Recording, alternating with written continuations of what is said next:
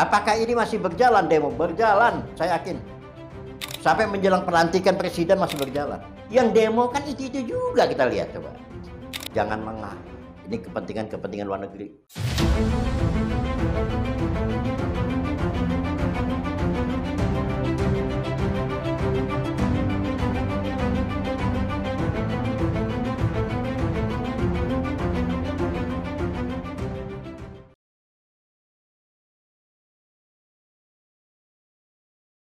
Kembali lagi di podcast Jurnalis and Content Creator. Tamu saya yang kali ini mungkin pemirsa sudah pernah menonton di episode sebelumnya. Ketua Umum Pernusa, Kanjeng Pangeran Norman Hadinegoro. Apa kabar Om? Sehat. Assalamualaikum warahmatullahi wabarakatuh. Oke. Kalau dulu kemarin kita ngobrol di kediamannya Om Norman, sekarang kita ngobrol di studionya Jurnalis and Content Creator dan Jurnalis Jakarta Pusat nih. Luar Om biasa Norman, nih studionya nih, strategis. Kesini nggak Dekat nyasar istana, kan? dekat istana lagi. Dekat istana ya? Nah. Nggak nyasar kan Om ya kesini Enggak, ya dari rumah ya? Menurut Om Norman, kenapa Pak Jokowi tidak mendukung Ganjar? Begini, Ganjar itu kan awalnya kan dikader oleh Pak Jokowi. Dalam perjalanannya kan dimonitor ini. Ternyata dia tidak bisa melepaskan dirinya dari perintah dia sebagai apa katanya? Ini partai apa namanya? Petugas partai. Petugas partai. Nggak bisa. Membangun Indonesia itu nggak boleh begitu. Petugas negara iya. Begitu dalam perjalanannya, ya maaf ngomong, tiba-tiba Ibu Megawati yang merasa sebagai ketua umum, dia punya hati, dia ambil alih itu Ganjar. Tadinya Pak Ganjar itu ingin disandingkan dengan Pak Prabowo supaya nggak ribut. Itu yang kita ini ya, kita dapat bocoran dari Pak Jokowi. Itu keinginan Pak Ganjar sendiri, pengen sama Pak Prabowo. Iya, jadi presidennya Pak Prabowo, wakil presidennya Ganjar. Pak Jokowi setuju dengan ini tujuannya itu aja. Justru Pak Jokowi inginnya Prabowo presiden, Ganjar wapres. Iya. Itu ya Om ya. Seperti itu semua orang juga tahu. Tapi kan mungkin PDI merasa hebat, merasa besar, merasa nomor satu. Dia tidak melihat sebenarnya karena Pak Jokowi sudah terlatih di lapangan itu. Nah, akhirnya sudah dilepas sama Pak Jokowi. Baru ribut di situ. Berarti ada sesuatu hal yang dari Ganjar lakukan membuat Pak Jokowi kecewa nggak menurut Om? Ada, misalnya tentang olahraga kita kemarin Piala Dunia. Itu sangat kecewa banget. Kita ingin membangun sepak bola, tiba-tiba Pak Ganjar bicara seperti itu. Itu sangat nggak apik lah, nggak bagus gitu ya.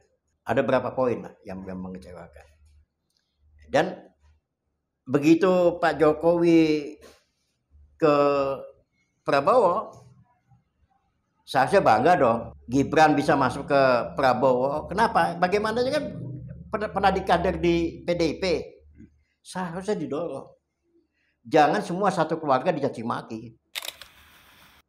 Akibatnya apa?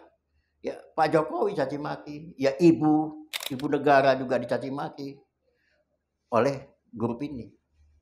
Nah kita sebagai relawan ya tahan. Tapi gimana nggak tahan juga gitu ya. Ya kan?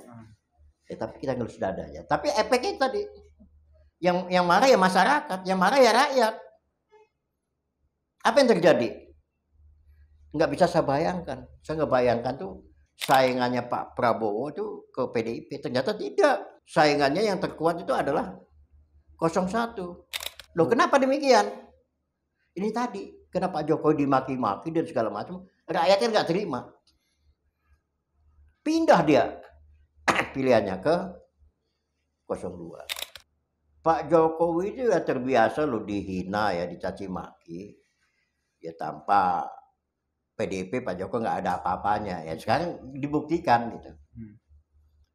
PDIP tanpa Pak Jokowi anjlok kan. Realitanya. Tapi kecewa nggak Pak Jokowi dengan adanya sinisme dari pihak petinggi PDIP yang Dia biasa saja. Pak Jokowi ini negarawan kok. Ya, biasa, nggak ada kecewa apa. Dia semua dia rangkul. Makin dihujat Pak Jokowi sama PDIP, makin melambung itu. 02. Ya kan? Makin juga masyarakat, rakyat yang cinta Pak Jokowi itu makin marah ke PDIP. Mungkin dia sebagai kader PDIP, dia nusuk PDIP, tapi presidennya nusuk 02. Itu yang terjadi. Bahkan terjadi lagi, curang, diulang. Kejadian di Jogja. Dibuktikan, ternyata 02 juga yang menang. Nah, kayak satu contoh sisa pebudayawan itu. Tempat dia. Wah, curang tempat saya. Oke, diulang. Nah, Butet. Kaget dia. Menurut mereka benar, pemikiran mereka ternyata nggak benar gitu. Bagi masyarakat nggak benar, bagi masyarakat nggak peduli. Oke. Om Norman bicara soal PDIP yang menyerang Jokowi di tahapan pemilu kemarin, bahkan menjelang injury time pencoblosan, ada satu kader PDIP bernama Basuki Cahayapurnama Ahok yang tiba-tiba keluar itu mempertanyakan lah mereka bisa kerja nggak segala macam. Menurut Om Norman, kehadiran Ahok ini justru blunder nggak sih buat Ganjar sendiri? Kalau saya lihat Ahok ini orang lugu, ngomong cepat-ceplos. Kalau mandi Ahok itu adalah ucapan mulutnya itu. Yang nggak suka itu. Kalau kerjanya oke. Jadi tiba-tiba saya juga kaget. Ahok ngomong seperti itu terhadap keluarganya Pak Jokowi gitu. Ya pastilah. Karena si Ahok ini memang orangnya kayak gitu, tapi dia ngomong terakhir katanya dia nggak ngomong begitu. Tapi nyatanya yang dilihat di videonya seperti itu. Nah, bagi saya Ahok itu di mata saya udah masuk kotak. Kasih tahu Ahok. Karena saya ini bekas ketua Ahoker. Mati-matian dulu saya belain dia dan ngumpulin KTP, ngumpulin 1 juta KTP. Begitu menjelang ininya masuk ke partai dia. Berarti statement Ahok kemarin justru malah membuat Ganjar KO ya Om? Makin terpuruk lagi PDIP.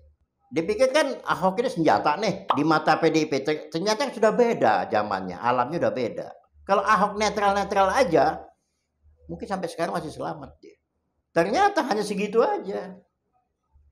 Dia merasa yakin bahwa PDIP itu akan menang. Dia nggak tahu petanya di bawah itu. Yang tahu petanya di bawah itu ada masyarakat, ya relawan. Nah, jadi kalau bicara Ahok, udah masuk kotak di mata saya. Sepanjang dia ngomongnya sumbang, sepanjang itu pun juga PDIP itu anjlok. Bayangkan 16%, gila kan, malu-maluin itu. Malu-maluin di mata saya.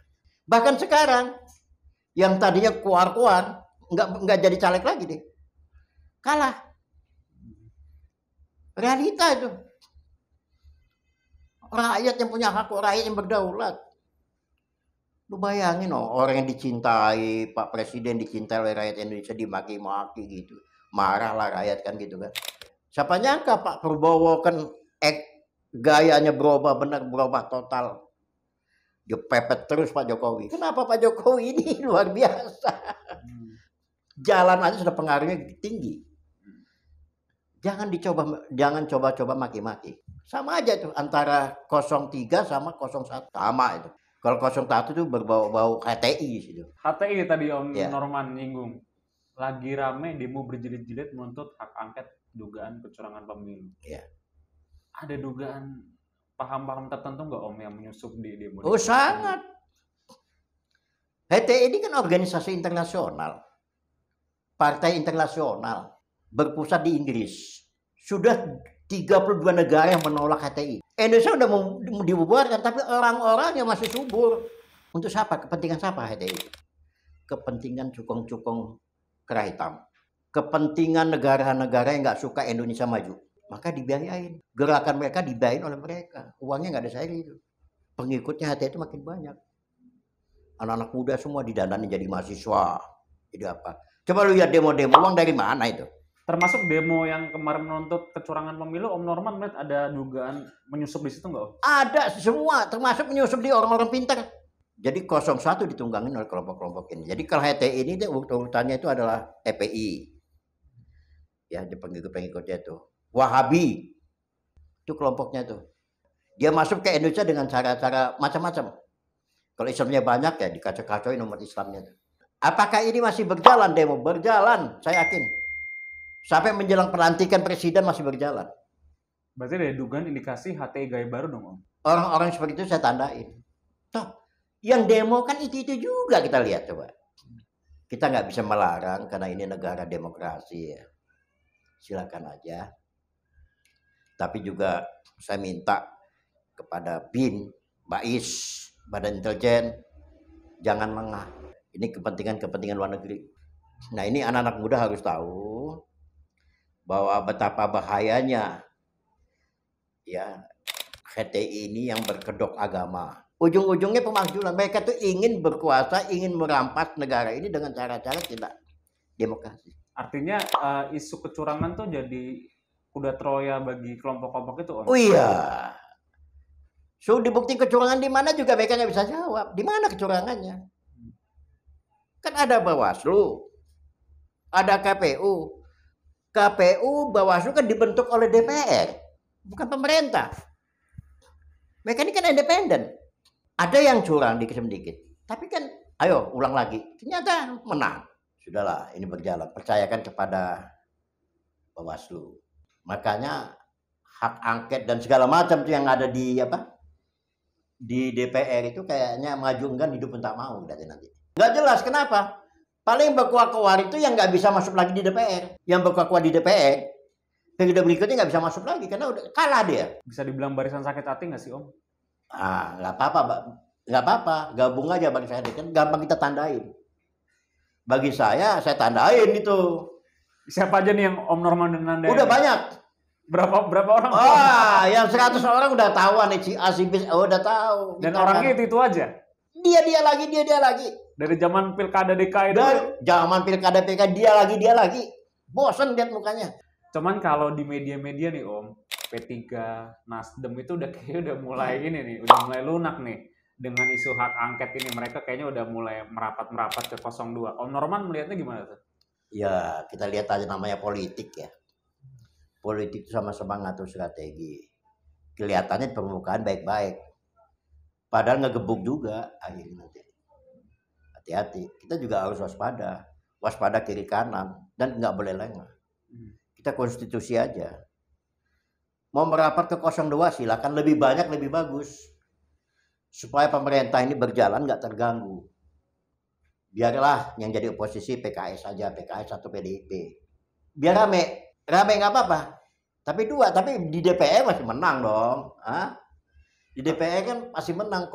Nggak menang mereka berkuat-kuat di luar. Kalau PDIP dan PKS sama-sama jadi oposisi bisa kompak tuh Om?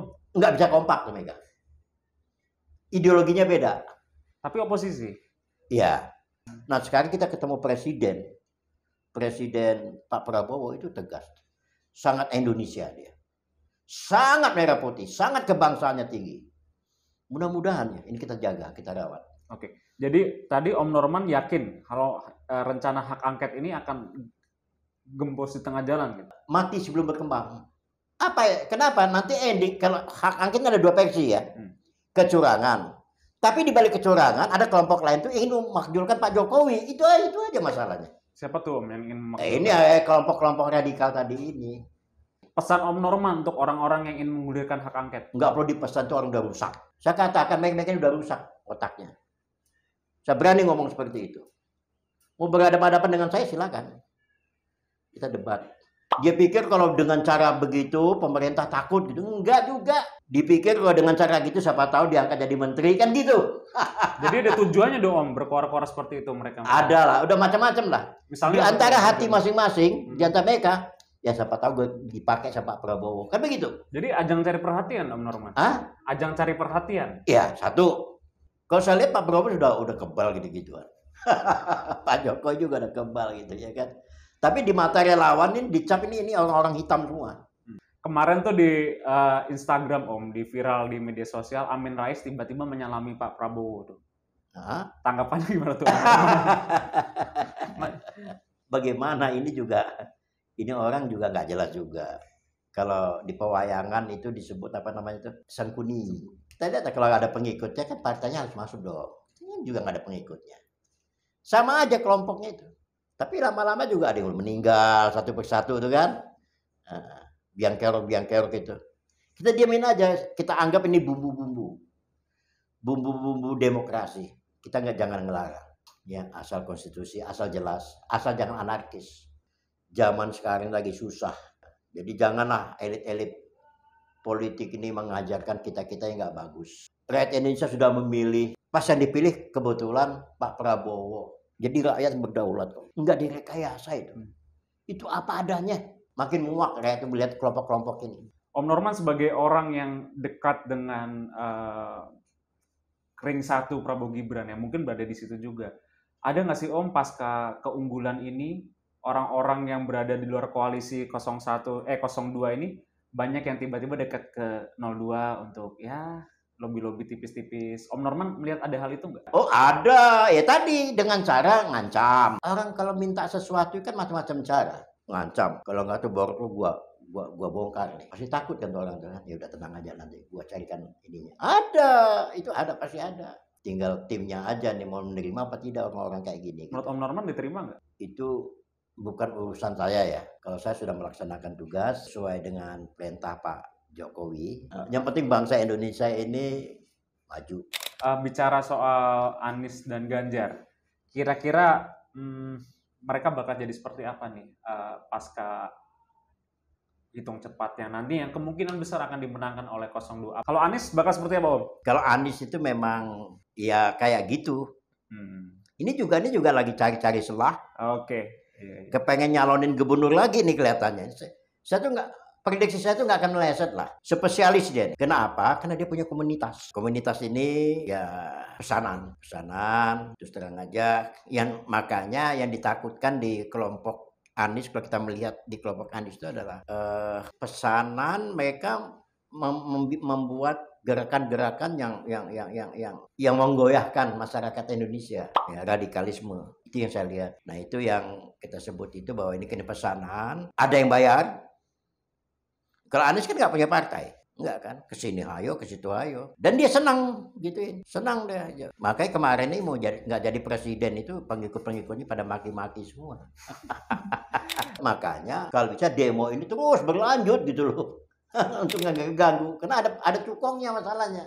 Jadi gubernur aja kayak gitu, bagaimana mau jadi presiden? Itu aja logikanya lah. Sampai anggota DPRD almarhum tuh siapa tuh dari PDIP, Gembong. Masa Anies bangun Jakarta, bangun puskesmas 5 tahun, 4 tahun berkuasa hanya satu puskesmas yang bisa dia bangun. Itu kan terlalu. Jadi nggak bisa dibohongin, rakyat cepat lupa ya gitu-gituan ya. Saya selalu mengingatkan, kita pilih pemimpin yang bagus lah. Raihan 24% suara Anies kemarin, menurut Om Norman gimana? Iya, kelompoknya dia, PKS sama ya kelompoknya dia lah, timnya dia. Kenyalanya sih nggak akan milah, udah tahu dia. Bisa jadi modal untuk maju di Pilkada DKI nggak tuh Om? Oh, dia lagi ambisi mau masuk Pilkada DKI, enggak, silakan aja, nggak apa-apa kok. Ini negara demokrasi ya. Tapi lawan dia banyak. Masalahnya kan dia kan nggak punya bendera.